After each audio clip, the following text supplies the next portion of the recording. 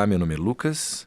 Aqui a gente segue a discussão sobre parâmetros úteis para a construção de questões objetivas. Essa é a segunda parte da discussão. Na primeira parte, a gente falou sobre a escolha do formato a ser usado na questão. Nessa segunda parte, a gente vai falar sobre a execução do formato ou dos formatos escolhidos. Na próxima parte, a terceira parte, a gente fala sobre a escolha do nível cognitivo sendo avaliado em cada questão. A gente finalizou a primeira parte dessa discussão falando sobre os formatos de questão que são recomendados pelo INEP, pelo menos nesse período em que a gente está fazendo esse registro, em 2016. Até esse ano, o INEP recomenda os tipos A, tipo K e tipo E. Lembrando, a gente está usando a classificação da National Board of Medical Examiners, ou Comissão Nacional de Examinadores Médicos. É uma classificação útil para a gente fazer referência aos vários tipos de questão. E a gente finalizou a discussão da primeira parte trazendo dados de que a literatura aponta que apenas o tipo A é um tipo aceitável para uso em avaliações de grande porte, em avaliações com questões objetivas. E também o tipo R. O tipo R é uma variante do associa as colunas. Para mais referências é só consultar a primeira parte dessa discussão. Então, nosso foco aqui é em execução dos formatos escolhidos. A gente vai focar basicamente na execução dos formatos do tipo A, ou seja, melhor resposta simples, é aquele formato que quase todo mundo está familiarizado. A gente primeiro tem enunciado, perguntas e depois vem as alternativas. E as questões do tipo R, que tem uma estrutura um pouco diferente. Primeiro vem o tema, as alternativas que pertencem àquele tema e depois eu tenho uma série de questões, que pode ser até bem longa, utilizando aquelas alternativas para a resposta. Tanto o tipo A como o tipo R têm alguns parâmetros que são semelhantes. Por exemplo, o enunciado deve ser longo, deve trazer todas as informações relevantes para a pessoa responder a questão.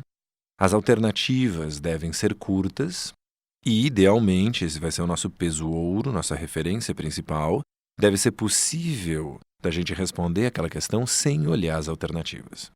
Só que, para a gente conseguir fazer essa execução de maneira adequada, a gente tem que evitar uma série de falhas técnicas. E são muitas falhas possíveis. A sequência dessa discussão está organizada dividindo falhas técnicas que facilitam a resolução das questões, ou seja, que um aluno sem conhecimento vai conseguir ter uma chance maior de acertar a resposta, e falhas técnicas que dificultam a resolução das questões, ou seja, mesmo um aluno com bastante conhecimento, ele pode ser atrapalhado porque a questão está mal construída.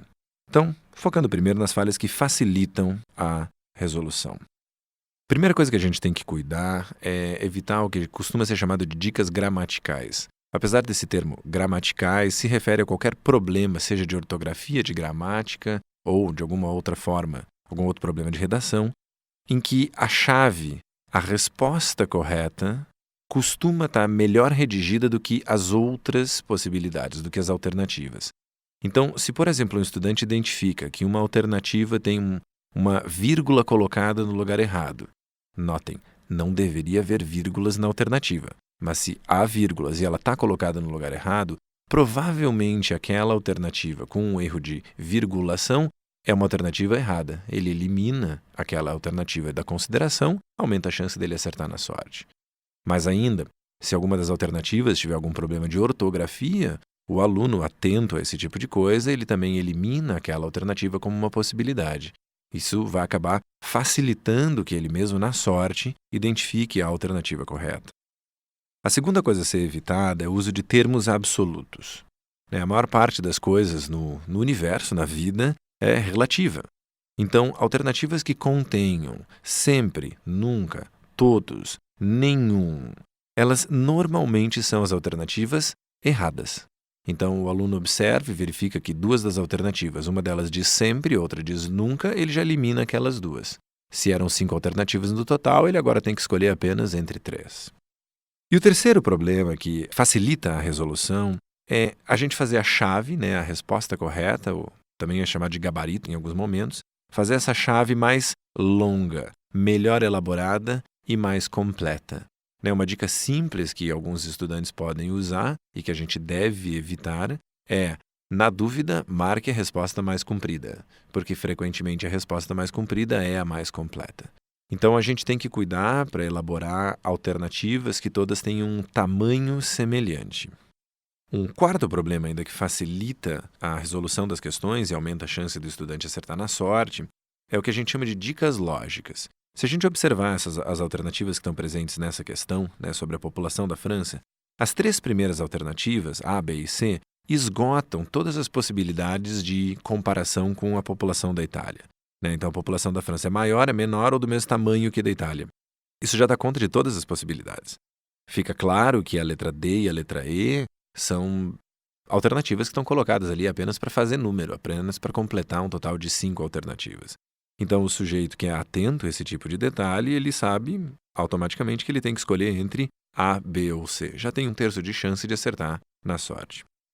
Mais ainda, um quinto problema que facilita a resolução é quando o enunciado e uma das alternativas repetem um termo, e um termo associado à resposta. Então, a pergunta ela é boba, ela é intencionalmente com equívoco, né? Um homem afogou-se na praia. Esse tipo de acidente é chamado de... Uma das alternativas inclui o termo afogamento.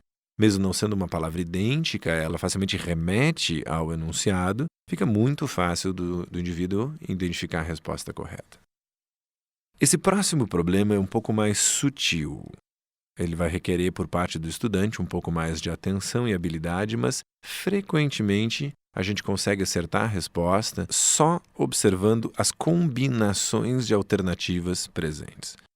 Então, por exemplo, estes 2 países foram aliados durante a Segunda Guerra Mundial. Que países são estes? Inglaterra e Alemanha, Inglaterra e Itália, França e Alemanha, França e Itália. Se vocês observarem, todas as alternativas ou tem Alemanha ou tem Itália. Ou seja, quando as duas estiverem juntas, deve ser a alternativa correta. Então, muitas pessoas, elas, na hora de elaborar uma prova, elas se limitam a 5 alternativas, né? Por questões de hábito, por questão de as máquinas de correção automática das folhas ópticas costumam aceitar apenas 5 alternativas, mas não existe nenhuma lei que impeça a gente de usar mais alternativas. Eu poderia ter Inglaterra e Alemanha, Inglaterra e Itália, França, Alemanha, Alemanha, Itália, como está aqui, mas acrescentar uma letra F em que eu tivesse França e Inglaterra.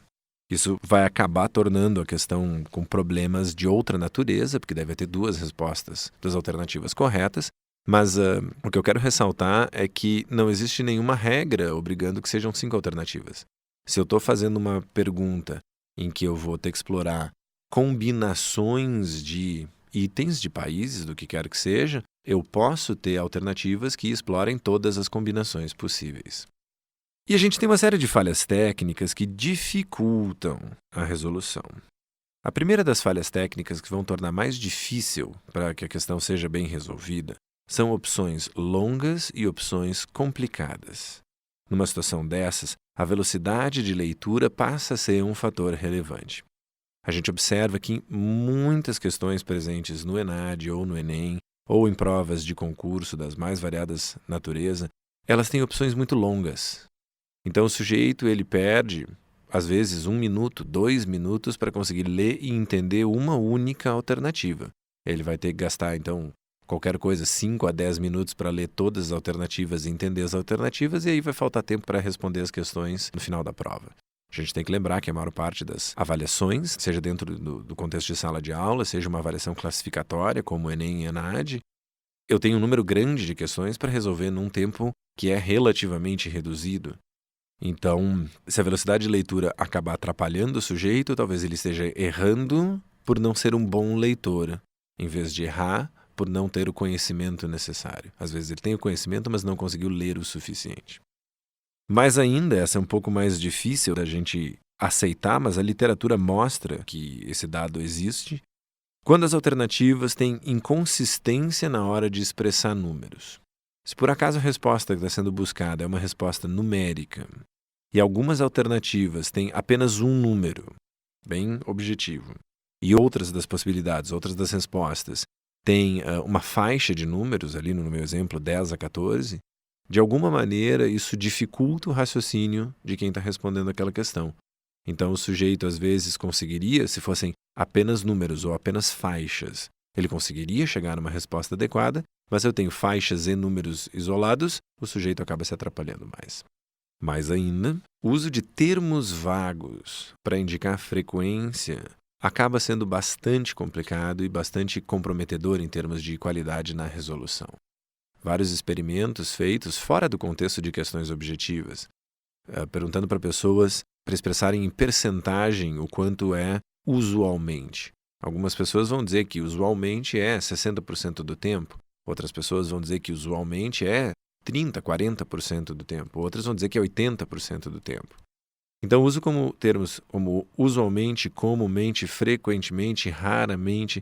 Esses termos são termos de frequência e eles são excessivamente vagos. Se a gente for falar em frequência, a gente deve focar em coisas como o mais comum, o menos comum, focar nos extremos. Fica mais fácil do sujeito entender exatamente o que está sendo perguntado. E algo que acaba atrapalhando todas as alternativas é quando a gente usa nenhuma das anteriores como opção. Ao usar o termo nenhuma das anteriores, eu transformo todas as alternativas que vieram antes em mini questões de verdadeiro ou falso, em que cada uma das alternativas tem que ser julgada, avaliada com relação à sua veracidade, e apenas quando todas elas atendem o critério de são falsas, e é difícil identificar coisas falsas, é mais difícil do que identificar coisas verdadeiras, o sujeito aí pode marcar nenhuma das anteriores. Então, se você está construindo uma questão e você tem 4 alternativas, e você fica tentado para ter uma quinta alternativa, colocar essa quinta alternativa sendo nenhuma das anteriores, não faça, deixe apenas 4 alternativas e pronto. Um outro problema que também dificulta a resolução é o que a gente chama de linguagem não paralela nas alternativas. A gente tem ali: a Alemanha teve boas chances de sair vitoriosa da Segunda Guerra Mundial, pois suas táticas e equipamentos eram avançadíssimos para a época. Entretanto, uma série de decisões estratégicas errôneas resultou em sua derrota. Qual destas decisões errada foi a mais importante para a derrota? A Alemanha abriu uma segunda frente de batalha ao atacar a União Soviética, muitas tropas foram comprometidas com a defesa da Itália, o fornecimento do material bélico para o Japão. Se vocês observarem, cada uma delas tem uma estrutura gramatical, uma estrutura de redação diferente. A gente conseguiria fazer a mesma pergunta com alternativas indicando os mesmos eventos ou as mesmas decisões estratégicas, tá? Colocando a abertura de uma frente de batalha, o comprometimento de tropas, o fornecimento de material bélico. Um outro problema ainda que dificulta a resolução é o uso de marcadores desnecessariamente complexos. Então, na nossa questão ali, ordene os países com relação ao número de soldados mortos durante a Segunda Guerra Mundial, do maior para o menor, ou seja, do que teve mais soldados mortos para o que teve menos soldados mortos. Ali eu tenho um código, em que cada país é representado por um numeral romano e depois nas alternativas eu tenho os numerais romanos associados às letras. Era muito mais fácil para a gente conseguir resolver essa questão se nas alternativas eu tivesse direto o nome dos países, na ordem que a gente está oferecendo os países em cada uma das alternativas. Então, a nossa síntese desse bloco da discussão é que a gente deve elaborar as questões de maneira que seja possível responder sem as opções. A gente viu mais sobre isso no primeiro bloco da discussão. Eu tenho a pergunta e só com a pergunta eu já consigo saber qual seria a resposta. Eu vou usar as alternativas apenas para identificar a letra que vai representar aquela resposta que eu quero. Eu devo usar enunciados longos e respostas curtas, evitar a informação supérflua, evitar questões desnecessariamente complexas. Eu devo cuidar a gramática e a ortografia também de todas as opções. Eu devo elaborar distratores, são as alternativas que não são a correta. Distratores plausíveis, de tamanho semelhante à resposta correta, semelhante à chave. Evitar termos absolutos. Evitar questões negativas, tá? Isso não foi tão explorado, mas no que a gente coloca um exceto, no que a gente coloca um não, fica muito mais difícil da gente entender a questão.